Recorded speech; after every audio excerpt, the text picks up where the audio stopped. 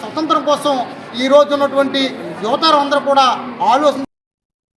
తిరుపతి జిల్లా రైల్వే కోడూరు నియోజకవర్గంలోని రాఘవరాజపురం టీడీపీ కార్యాలయంలో టీడీపీ ఇన్ఛార్జ్ కుడా చైర్మన్ ముక్క రూపానందరెడ్డి ఆధ్వర్యంలో ప్రజా దర్బార్ నిర్వహించారు. నియోజకవర్గ నలుమూలల నుంచి వచ్చిన ప్రజలు తమ సమస్యలు వినతులు ఆయనకు వివరించారు. ఇక ప్రతి అర్జీని పరిశీలించిన రూపానందరెడ్డి సంబంధిత అధికారులతో మాట్లాడి సమస్యల పరిష్కారానికి చర్యలు తీసుకోవాలని ఆదేశించారు. ఈ కార్యక్రమంలో ఎన్డీఏ కూటమి నాయకులు కార్యకర్తలు పాల్గొన్నారు.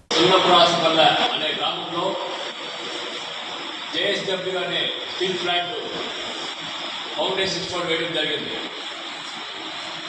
మన రాయలసీమకు హార్టికల్చర్ హబ్ అయితేనేమి ఇండస్ట్రీగా కానీ చాలా అభివృద్ధి చేయడానికి మన ప్రీతమ ముఖ్యమంత్రి నారా చంద్రబాబు నాయుడు గారు అయితేనేమి డిప్యూటీ ముఖ్యమంత్రి పవన్ కళ్యాణ్ గారు అయితేనేమి ఎంతో శ్రమిస్తున్నారు.